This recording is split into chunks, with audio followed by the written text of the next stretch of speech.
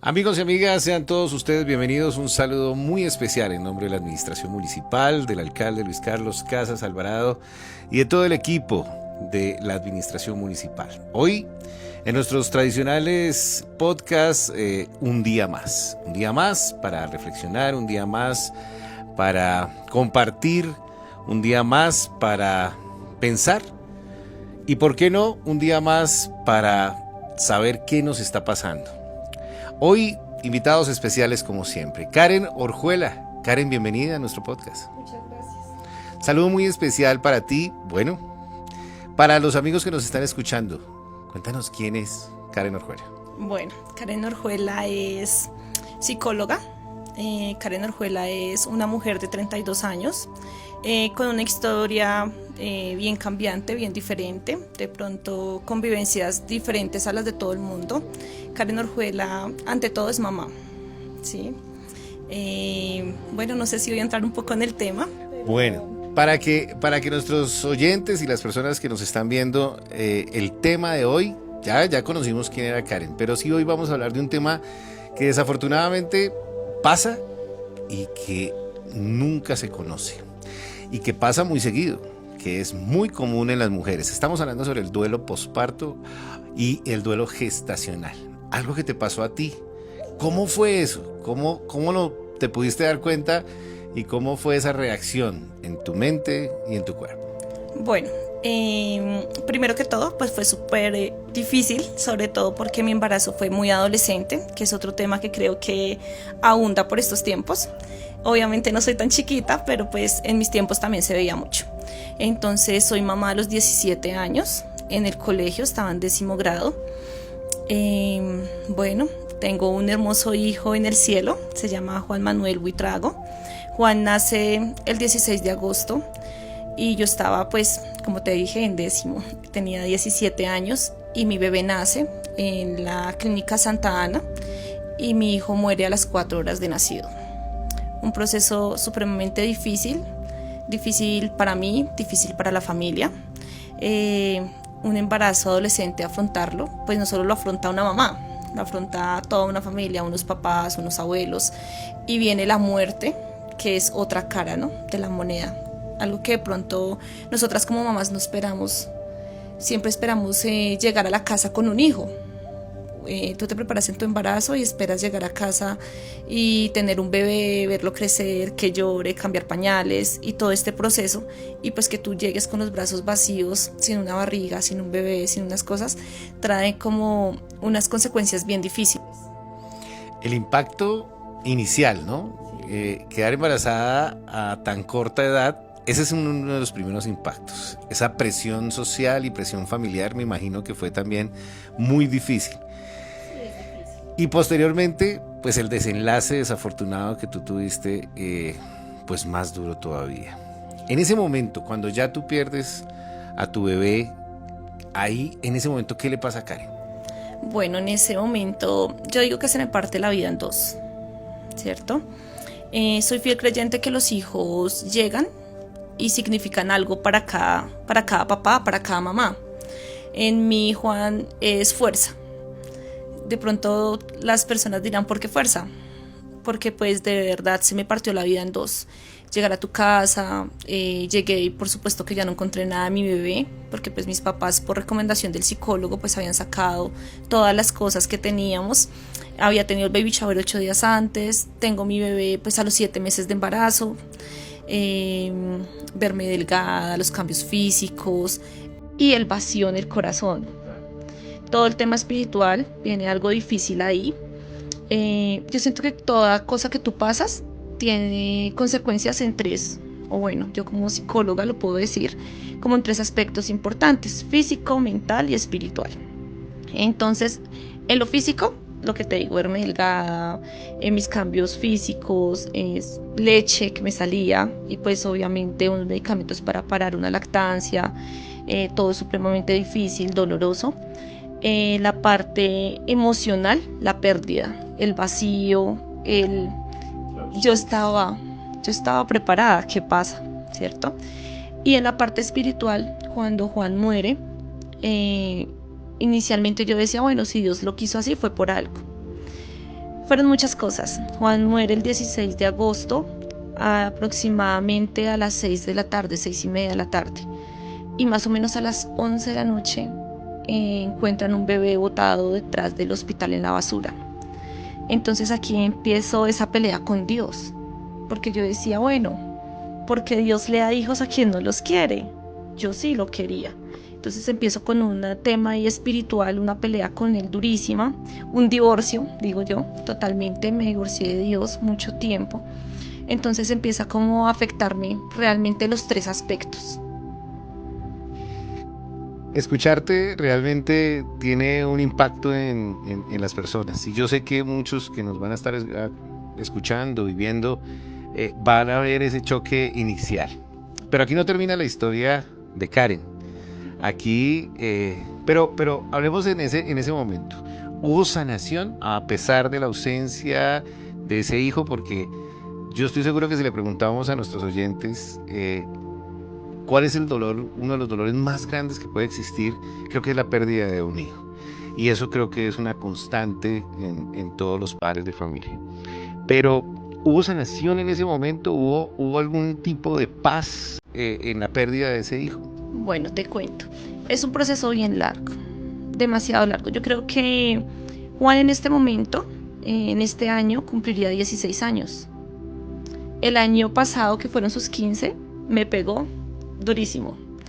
Hay fechas y yo siento que siempre van a haber fechas. De pronto las personas creen que porque más adelante llegue un hijo, o a veces me decían, Karen, ya es hora que tengas un hijo y sigues con lo mismo. Y yo decía, no, espérate, a ti se te muere tu mamá y tú no vas a ir a conseguirte otra mamá para reemplazarla. Y con los hijos pasa exactamente lo mismo. Entonces yo siento que los primeros, ¿qué te digo? Unos 5 años estuve totalmente rota. Vestía siempre de negro, siempre lloraba. No sé, el primer año iba todos los días al cementerio, solo no iba cuando estaba cerrado. Me acostaba a dormir y realmente lloraba un montón. De pronto estaba sola en mi casa y lloraba muchísimo. Hacía muchas cartas porque le escribía un montón. Pero cuando llegaba mi mamá, yo sabía que le dolía. Entonces tenía que poner el alto, ¿cierto? Y comerme el dolor. Siento que es lo peor que podemos hacer como personas. Realmente ya como psicóloga he aprendido muchas cosas, pero realmente cuando tú te comes tu duelo es algo que va a estar supremamente largo. Y si tú no afrontas, te pierdes. ¿En esa época buscaste ayuda?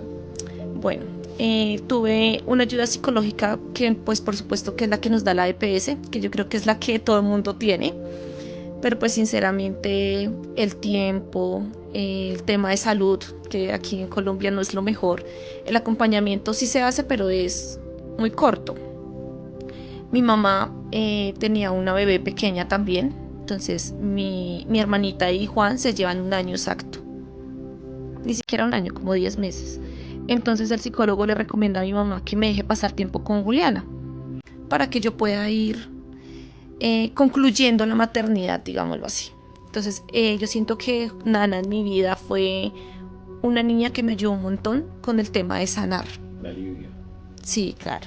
Sin embargo, yo siento que la sanación la hice el día que vuelvo a recuperar mi parte espiritual. El día que vuelvo a decir como, ven, si yo no arreglo esto, me va a matar. Entonces empiezo con mi parte física nuevamente, entonces empiezo a ir al gimnasio, voy a chequeos médicos, todo esto pasa a raíz de un proceso bien difícil que pasé después, a raíz de mi planificación, se dan cuenta que no tengo un ovario porque se lo comí una masa, en pocas palabras. Me tienen que hacer una extracción, quitarme el ovario, limpiarme todo el aparato reproductor, entonces empiezo como a cuidarme.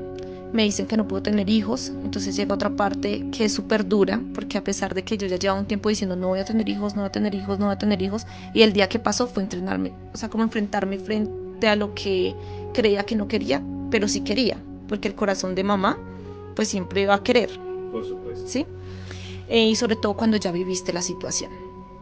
Entonces, recuperé mi parte física, en la parte emocional decido cerrar ciclos. Entonces nuevamente busco al papá de mi hijo, con el que llevaba sin hablarme, no sé, más de 5 años, yo creería. Y le digo como ven, quiero hablar contigo. En el momento él estaba muy dolido por muchas cosas como habíamos terminado.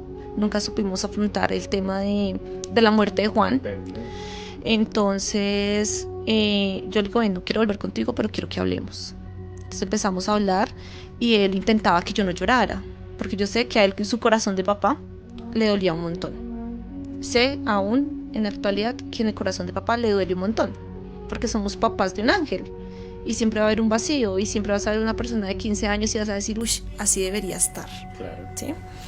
Pero pues yo siento que recuperé esa parte emocional, hablando con él, sanando, pidiendo disculpas, él me las pidió a mí y como que hicimos las paces y empezamos juntos a luchar, como yo le decía a él, por un mismo propósito. De pronto no tenemos un hijo, pero tenemos muchas cosas los dos que hacer por ese hijo. Qué bonito. Habla sobre cerrar ciclos. Creo que puede durar toda la vida, es posible. Pero cuando se cierra ciclos, creo que hay ese encuentro con el equilibrio de uno mismo, ¿no? Yo creo que ahí hay una gran posibilidad. Bueno, Dios también te dio la oportunidad, la vida te dio una oportunidad de volver a ser mamá. ¿Cómo fue eso? Bueno, en pandemia tengo una pareja en esos momentos de la costa y él queda en La Guajira en pandemia, yo quedo pues acá. Cuando abren el aeropuerto, él de una vez llegó acá y por cosas de la vida pues ya nos quedamos a vivir juntos. Y estando en pandemia quedó un embarazo. Él era como el que más tenía el pensamiento de que yo estaba embarazada, pero pues yo juraba que no podía tener hijos. Obviamente ya llevaba mucho tiempo sin planificar, estamos hablando de hace más o menos unos 4 años que duré sin planificar, porque pues si no podía tener hijos, ¿para qué planificaba? ¿Para qué intoxicar el cuerpo? Antes de eso, un sacerdote me había hecho una bendición del vientre, pero pues dentro de mí yo decía, no, o sea, Dios no, conmigo no fue. Y bueno, él empieza como con su tema, yo me compro una prueba de embarazo. Fue súper chistoso porque él me dice como, no voy a almorzar hasta que no te hagas la prueba. Me la hago y me sale nula. Voy y me compro otra y la repito y él me dice que es un negativo raro, una línea oscura y la otra era demasiado clarita. Estábamos en pandemia, yo no quería que nadie supiera, pues por lo mismo de la pérdida anterior, no quería ilusionar mi familia. Entonces vamos y me hago una prueba de embarazo particular de sangre y efectivamente pues estaba embarazada. Ese momento cuando ya después de la pérdida, después yo creo que muchas cosas se vienen en la cabeza cuando ya tú sabes que vas a ser mamá nuevamente. Sí, eran sentimientos encontrados, ¿sabes? Era como, estoy feliz, lo voy a cumplir, voy a traer vida, Dios lo logró, me dio la oportunidad, empecé a verlo como un milagro, porque pues ya me han dicho que no. Claro. Entonces empiezo a verlo como un milagro y empiezo a decir como lo voy a lograr. Mi padrino es médico y él me había dicho, no te cierres a la banda, mándate a inseminar. Pero pues es algo que en Colombia es supremamente costoso, entonces, y más que lo costoso es que no es seguro. Entonces yo no quería como enfrentarme a más pérdidas. Entonces, bueno, yo ya estaba muy feliz de la llegada de mi hijo. A la primera persona que le cuento es a mi hermano, quien también pasó pues todo el proceso de duelo y fue la persona que más duro le dio, y él estaba también muy contento. Sin embargo, pues yo estaba asustada. Viene el tema de no voy a ser capaz, viene el tema de va a pasar lo mismo, viene el tema de claro, entonces viene el tema de ven, y si me pasa lo mismo, ¿qué voy a hacer? Y si un día me dicen que no, entonces él como pareja decide de pronto decirme como hagamos una ecografía para saber cuánto tienes, cómo está. Y yo me hago la ecografía en la clínica CEIMED y allá me dice la doctora que me ve que por mi historial no cree que se forme embrión, porque solamente se veía el saco gestacional. Entonces yo salgo pues muy triste. Entonces yo decía, otra vez una pérdida, me van a hacer un degrado y vienen muchas cosas que pues no quiero. Ella me dice como si definitivamente en 15 días te repites la ecografía y no está tu bebé, yo te aconsejo que te operes para cuidar esa parte de la salud mental, esa parte del dolor. Entonces yo llamo a mi hermano y le digo como venga a recogerme. Y él me dijo, ¿está loca en una moto? Yo no voy a ir en la moto a recogerla. Entonces yo le dije, pues si no hay bebé, y él no quiso. Ahí es donde aparece todo este conflicto interno, todo me imagino que vuelve a tomar mucha fuerza ese duelo que habías tenido durante hace unos años y ahí pasan muchas cosas. Bueno, hablemos sobre eso. Ya se toma la decisión, ya me imagino que con todos los miedos del mundo, como es enfrentar algo que había sido doloroso y que no sabías qué pasaba. Ya enfrentándolo, ¿cómo fue? Ya enfrentándolo, bueno, voy a la EPS y me dan como una cita por EPS. Llego, el miedo, el susto, sin embargo lo quería seguir teniendo reservado entre mi pareja, mi hermano y yo. Solo sabíamos los tres. Me repito la ecografía y mi bebé sí estaba. Entonces era una sensación de muchas cosas porque pues el hecho de ser pandemia no me dejaban ver la pantalla.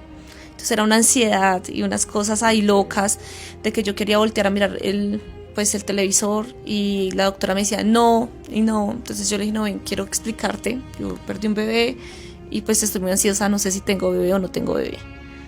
Entonces ella en un momento que me dijiste ¿cómo te va a hacer toda la ecografía? Ya te dejo ver. Cuando yo veo mi bebé fue algo realmente mágico, se me escurrieron mis lágrimas, fue sentirme mamá, ¿cierto? A pesar de que era muy pequeño el embarazo, me sentí otra vez mamá. Llegar, contarle a mi familia, yo estaba muy contenta, el dolor de mi mamá también, entonces era como la nueva oportunidad, porque también vamos a vivir a eso, ¿no? Que es una nueva oportunidad. Entonces ya mi mamá no quería que me moviera, mi mamá no quería que hiciera nada, todos me cuidaban un montón, ya contarles pues a mis suegros que también estaban muy contentos. Creo que fue una nueva oportunidad.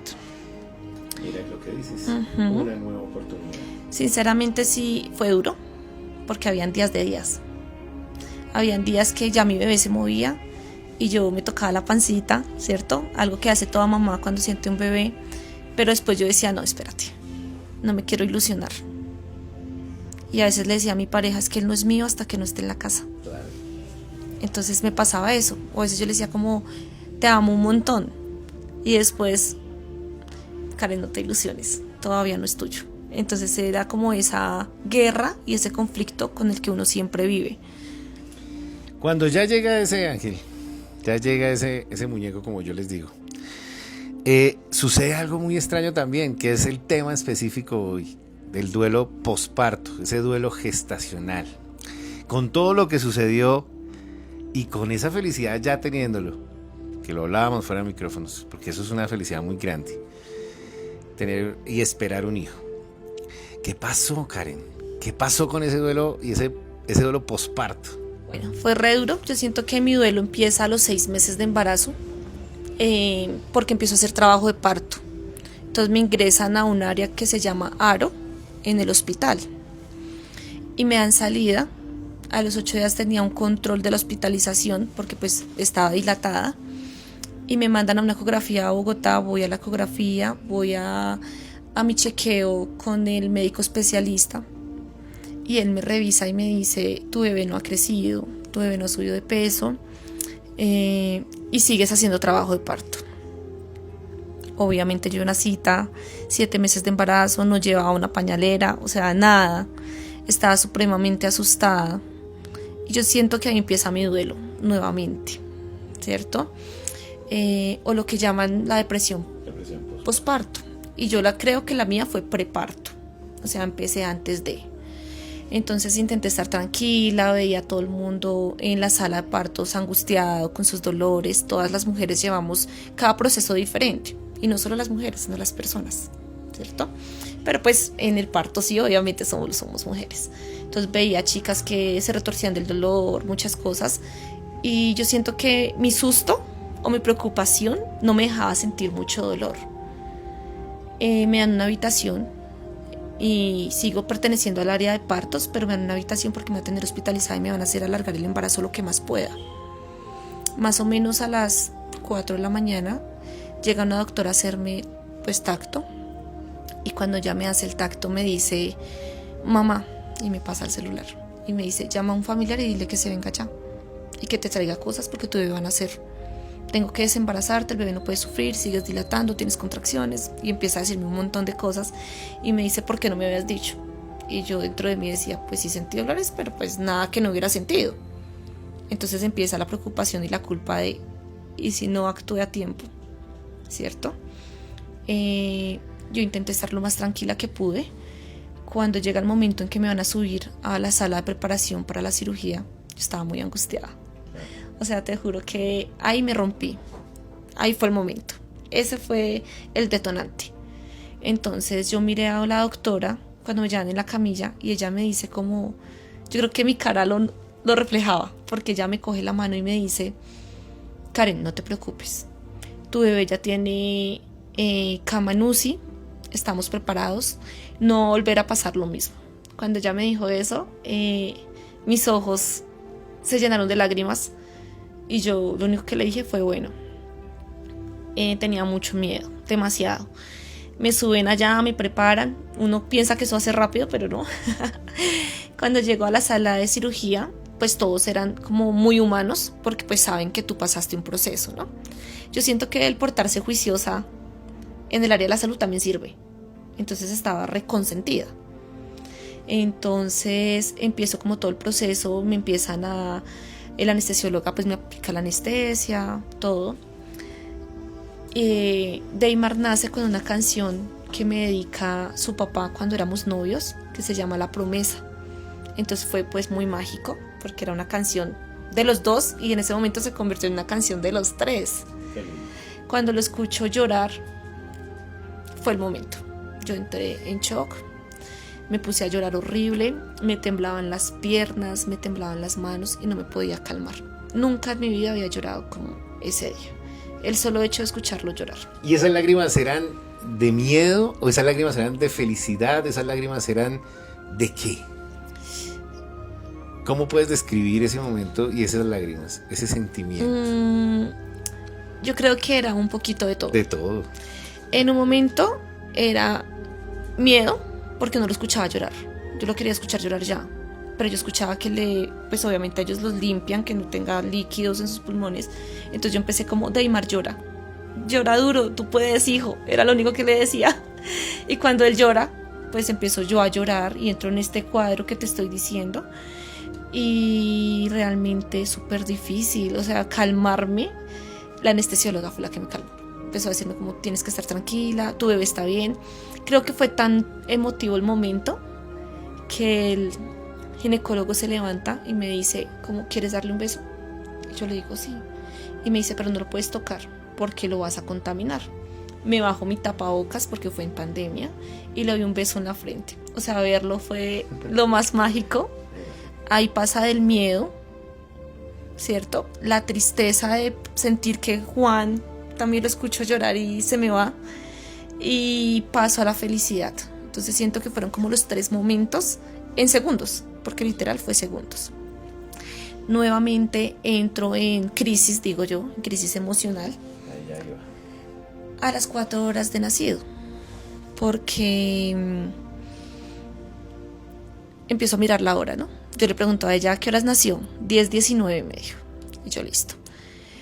Bueno, yo empezaba 11:19, 12:19, 1:19, 2:10. Yo ya estaba con el Cristo en la mano, como dicen las abuelitas. Y yo ya empecé con mi cara de preocupación. Ya pasaba una enfermera y yo, ¿cómo está mi bebé? Y ya empecé a tornarme intensa.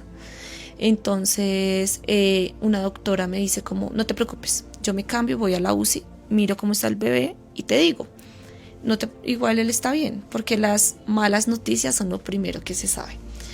Y ella se baja por allá y ya viene y me dice, no, tu bebé está perfecto, está entubado, porque pues lo tenían entubado con respirador, pues porque intentó hacer paro, pero está bien, está vivo. Yo lloraba, acepto que lloraba, sí. Verlo en la UCI por primera vez, lo veo hasta el otro día. Bueno, primero el reencuentro con mi pareja, entonces era un sentimiento de muchas cosas, de llorar, decir si fui capaz. Él estaba muy feliz. Creo que, vuelvo y digo, el duelo es familiar. ellos también todos estaban muy asustados. Claro. Tú vives una realidad, pero ellos viven una peor. Si yo te dijera que es posible que te hayas reencontrado nuevamente contigo después de esa pérdida, después de ese dolor, con la llegada de tu nuevo bebé. ¿Sabes? Creo que yo me encontré con mi pérdida. O sea, no voy a decir que renací a raíz de Juan, de Deimar, sino al contrario. Yo me encontré con mi pérdida. O sea, me encontré en mi momento de duelo. Porque fue donde encontré las fuerzas, fue donde encontré las ganas, fue donde encontré, bueno, sí, se murió y, o sea, ¿qué va a pasar con esto? ¿O qué vas a cambiar? Porque realmente te pasa algo. Yo lo comparo con una cachetada de la vida. Entonces como que Dios te cachetea y te hace ¡pum!, reaccione. Entonces, ¿qué vas a cambiar? Empiezo a ser una mejor estudiante, porque era una caspa. Empiezo a ser una mejor estudiante, me encamino a estudiar, ¿cierto? Entro a la universidad, empiezo a ser más humana y encuentro la verdadera esencia de Karen. Creo que Karen es una mujer fuerte, Karen es una mujer entregada, demasiado entregada, hago amigos fácilmente, si tengo una relación soy totalmente entregada, cuentas claras, chocolate espeso, digo yo. Si alguien necesita, siempre soy la que estoy dando la mano. Y creo que todo esto lo encuentro a raíz de la muerte de Juan. Y la muerte, todo el mundo la ve como malo. Pero yo siento que si a uno nos enseñaran a vivirlo o a afrontarlo de una mejor manera, sería diferente. No es la solución, porque no es lo que estoy diciendo. Estoy diciendo que es una etapa que pasa en la vida. Claro, ¿cierto? Como pérdida. Como pérdida. No es la solución, y lo aclaro porque en esta época vemos muchas cosas que como psicóloga me preocupa, porque está el mito de que uno no va al psicólogo, está el tabú de que no voy al psiquiatra, está la pena de que yo quiero ir a contarle a las personas mis problemas. Busquemos ayuda, o sea, no es psicológica, es espiritual, es emocional, es en ti mismo. Claro. Me pasó algo malo, pero ¿cómo renazco? ¿Cómo salgo? ¿Cómo aprovecho? ¿Cómo aplico? Cuando Karen hablaba sobre, al inicio de este podcast, decías que todo es oportunidad en la vida, todo es una enseñanza. Creo que lo que nos estás mostrando a lo largo de este podcast. Para las personas y esas mujeres que nos están escuchando, que han pasado toda esta vivencia y si no la han pasado, han conocido estas experiencias, y lo más difícil es que posiblemente les esté sucediendo en este momento. ¿Qué les dices a ellas después de tu experiencia? Les puedo decir que lo más difícil es afrontarlo, pero toda cosa mala trae algo bueno. Toda oscuridad trae una luz, ¿cierto? El yin yang no es solo negro.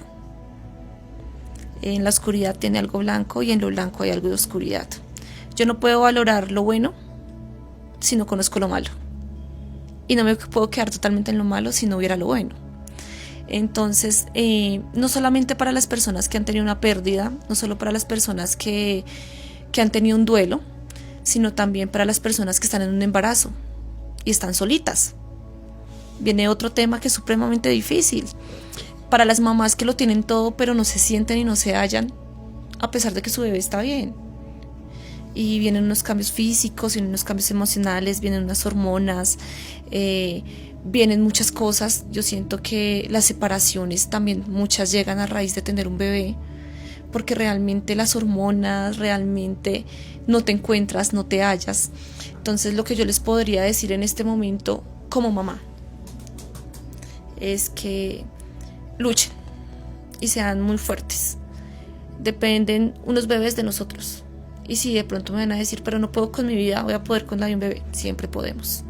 Y cuando tú volteas a mirar a tu bebé y lo ves sonriendo o estás cambiando un pañal y a veces, a pesar de que fuiste mamá y querías, como me pasaba a mí, estás cansada y no quieres levantarte a darle 4 veces teta al bebé, porque pues realmente lactar es difícil, pero pues realmente siéntanlo. están embarazadas, cierren sus ojos y sientan su bebé. Realmente es algo mágico. Dar vida es un milagro. Y siento que lo que le podría decirles como mamá es que un día todo va a volver a estar bien. Nos vamos a recuperar, vamos a salir, y de esto malo que estoy pasando, ¿qué estoy aprendiendo para aplicar en lo bueno? No hubo necesidad de preguntarte un día más, porque lo explicaste perfectamente. ¿Un día más para qué? Lo que acabas de decir. Un día más para vivir, un día más para aprovechar, un día más para seguir. Creo que todos los días son oportunidades. Todos los días hay cosas malas, pero de esas malas debo sacar oportunidades buenas. Karen, muchísimas gracias por compartir tu experiencia, ese duelo posparto, preparto también, como tú lo manifestaste. Gracias por hacernos entender también que de todo lo malo que creemos es una oportunidad, es una enseñanza, y que la gran posibilidad de vivir es luchar, y que las recompensas llegan, se demorarán un poquitico, pero creo que tu hijo es una maravillosa recompensa. Sí, creo que es la más linda que me ha dado Dios. Importante la parte espiritual. Nada que hacer. Cuando tú le entregas tus problemas a Dios, Dios responde. Siento que no llegaron hijos antes porque peleaba mucho con él, porque de pronto estaba muy esperanzada, porque lo buscaba mucho, porque quería controlar la situación. Estas situaciones no las controla uno. Por supuesto que no. Karen, muchas gracias. Muchas gracias a ti. El saludo muy especial, agradecerle a todos los amigos y amigas que nos han venido acompañando en estos podcasts, que gracias por esos comentarios. En el podcast pasado recibimos esos comentarios, preguntas, inquietudes, experiencias, porque ustedes nos contaban también qué era lo que ustedes habían vivido, cómo lo habían vivido y cómo lo habían superado también. Entonces, para nosotros realmente es muy importante, y para el alcalde Luis Carlos, estos espacios, porque no solamente ayudamos, compartimos experiencias, sino que conocemos esos estados de resiliencia que tienen los facrativeños y que tienen los cundinamarqueses. Para todos ustedes, muchas gracias. Nos encontraremos en un próximo podcast en nuestra casa. Gracias.